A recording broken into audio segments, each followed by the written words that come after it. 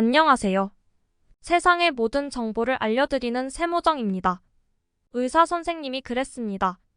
환자분들이나 이제 다른 분들한테 이렇게 생활 습관을 가지세요라고 말을 하려면 내 자신이 스스로 떳떳해져야 한다고 말입니다.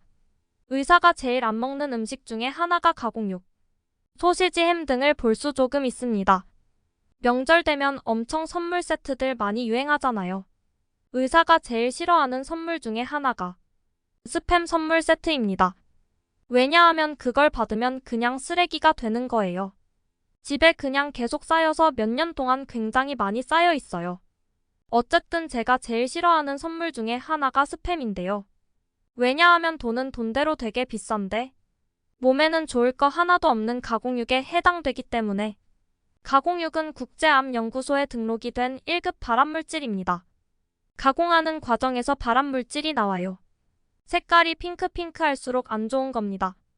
가공하면서 자체에 첨가물이 들어갈수록 색깔이 그렇게 되는 거거든요. 예를 들어서 우리나라 한국 사람들이 제일 좋아하는 부대찌개. 그 안에는 온갖 종류의 나쁜 가공육들이 다 들어가기 때문에 저는 지금 그래서 그냥 끊었습니다. 또 다른 생각을 또 해보시면 얘네들이 이제 가공식품인 것도 문제가 되지만 나트륨 농도가 굉장히 높은 게 또 심각한 문제가 돼요. 성분표를 보시면 나트륨 함량이 되게 높아서 한번 맛보시면 알 거예요. 진짜 짜거든요, 얘네들이. 짜니까 밥을 또 되게 많이 먹게 돼요. 그래서 스팸 한 조각에 밥은 3숟가락 먹게 되고 흰밥이 또 단당류다 보니까 이게 직방으로 혈당이 높아지는 효과가 또 역효과가 또 생깁니다. 스팸과 흰밥은 자기들끼리는 좋다고 생각할지 모르겠지만 우리 몸에서 보면 최악의 궁합이죠. 그래서 당장 이번에 명절에 또 선물을 계획하고 계신다. 스팸은 장바구니에서 빼시면 좋을 것 같아요. 한 입 먹는 거 소식을 하신다면은 제가 말리지는 않겠지만 스팸을 만약에 즐겨 하시는 분이라면 지금 당장 버려야 할 습관일 것 같습니다. 요즘에는 이제 1인 가구도 많고 하다 보니까 자취생도 많고 고시생도 많고 혼자 사시는 분 많잖아요. 그래서 그런 분들은 되게 스팸 좋아하시는 걸 알아요. 되게 필수 식품으로 다들 스팸에 김 한 장 이렇게 많이 드시잖아요. 그렇지만 이제 제 영상을 보시고 난 다음에는 되도록이면 2번 먹을 것 꼭 한 번으로 줄이시는 게 좋을 것 같아요. 가역적으로 항상 돌아올 수 있거든요. 그리고 이제 약간 연세가 있으신 분들 같은 경우는 예전부터 이제 젓갈 되게 좋아하시거든요. 젓갈 같은 경우에도 선물로 많이 주시는데요. 왜냐면 비싸잖아요. 명란젓, 창란젓, 낙지 젓갈도 되게 비싸고 비싸지만 이것도 되게 비싼 쓰레기죠. 말씀을 좀 드려서 죄송하지만 이것도 사실 비싼 쓰레기입니다. 젓갈 같은 경우도 천연 첨가물이 있는 거는 거의 없다고 보시면 되거든요. 이 젓갈도 국제암연구소에서 등록이 된 발암물질이기 때문에 이거를 좀 아셔야 될 것 같고 젓갈 자체는 발암물질이 아닌데 염장식품이라서 그거를 보존하기 위해서 들어가는 각종 첨가물, 방부제들이 문제가 되어 보면은 영양성분표 다 들어있고 첨가물 표기가 다 되어 있거든요. 그래서 그게 의무적으로 표기가 되기 때문에 그런 것들을 다 잘 보시고요. 식품 첨가물의 개수가 많으면 많을수록 발암물질이 많구나라고 생각을 하시면 될 것 같고 식품 첨가물의 개수가 적으면 얘는 그래도 괜찮은 젓갈이구나 하시고 비싸더라도 그런 젓갈을 사시는 게 좋을 것 같고요. 그리고 그 다음으로는 굉장히 힘들겠지만 꼭 필요한 거 아니면 회식은 피하시는 게 좋지 않나 말씀을 드리고 싶어요.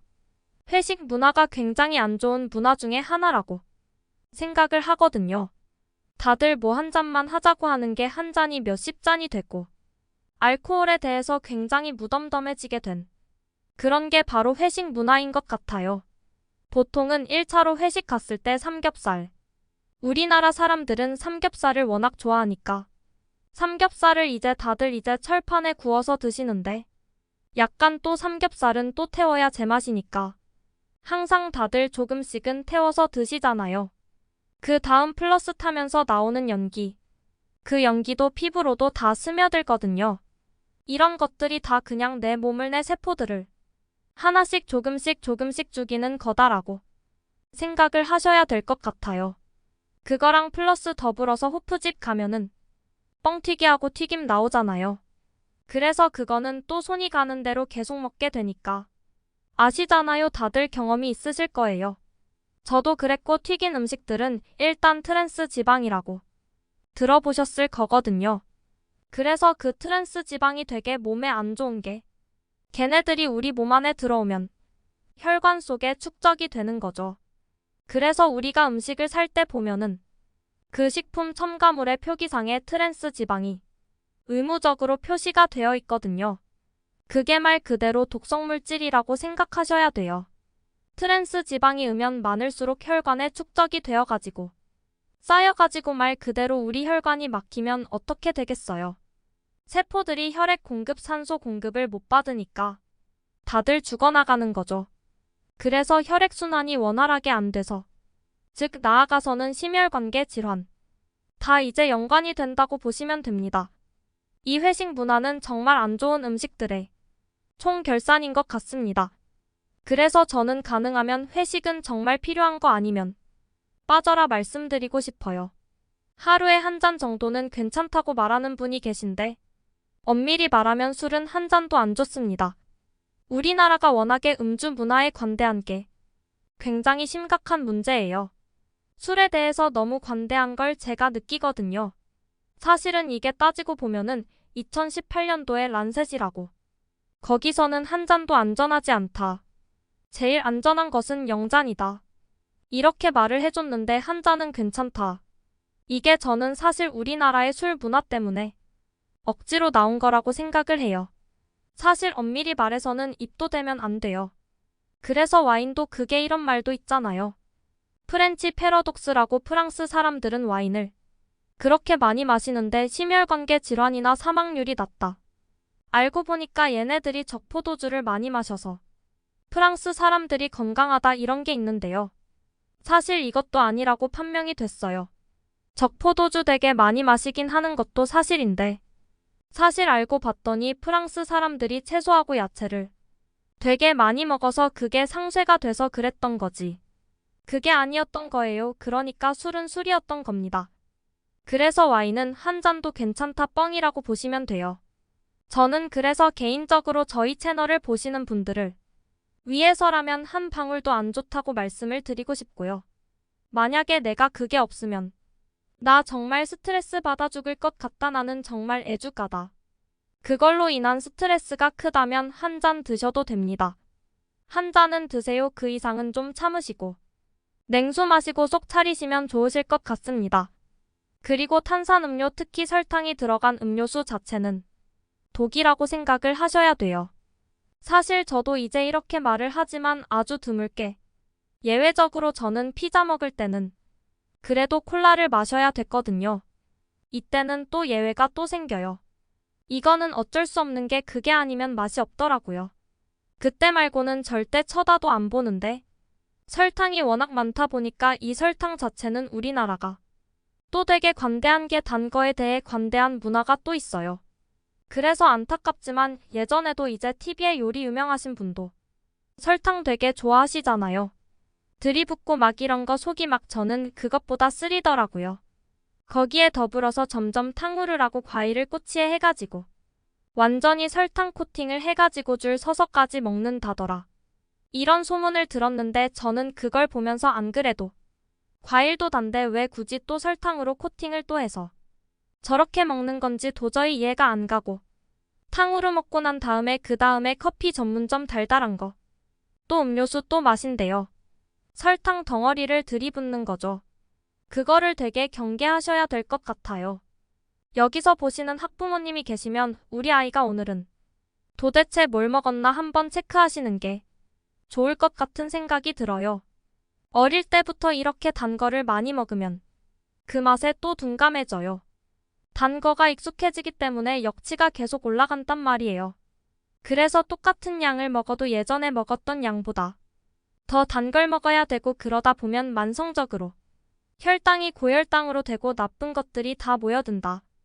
그 나쁜 게 뭐냐 염증 반응 우리 피 속이 뭔가 걸쭉하게 당이 높은 상태로 유지가 되면 염증 상태로 이어지는 거예요. 만성 염증 상태로 이어지면 결국엔 장기적으로 봤을 때 암이랑 연관이 있다 이렇게 보셔야 되는데 이런 연구가 되게 많거든요. 암이 먼저냐 혈당이 높은 고혈당이 먼저냐. 이게 말이 나올 정도로 둘은 뗄래야 뗄 수 없는 관계다. 그래서 만성 염증으로 가면 우리 세포들이 상하고 그런 과정에서 돌연변이가 생기고 암세포가 생긴다. 이렇게 보셔야 될 것 같아요. 제가 이렇게 말씀드리면 또 항상 나오는 댓글이 아니 그럼 도대체 뭘 먹고 살란 말이냐? 너는 도대체 뭘 먹냐? 이렇게 말씀을 드리는데 저는 소식합니다.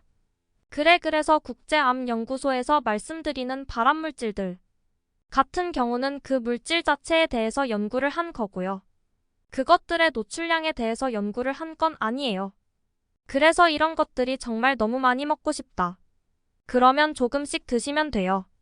예를 들어서 자외선 같은 경우도 발암물질이거든요. 한평생 그늘 속에 살 수도 없는 거잖아요. 그러니까 똑같아요.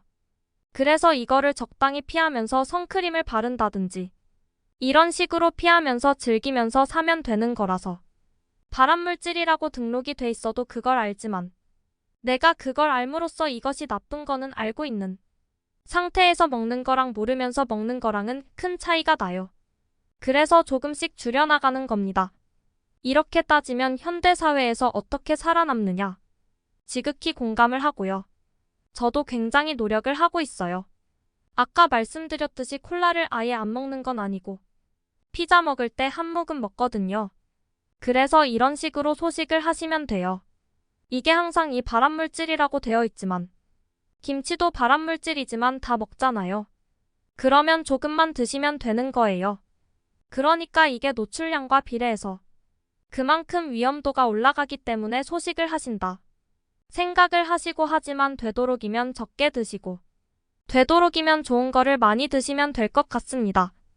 요즘에는 이제 살아가시면서 많은 유혹들이 있어요. 이제 정말 맛있는 간식도 많고 맛있는 음식도 많고 대신에 단점은 맛있을수록 건강이 나쁘다.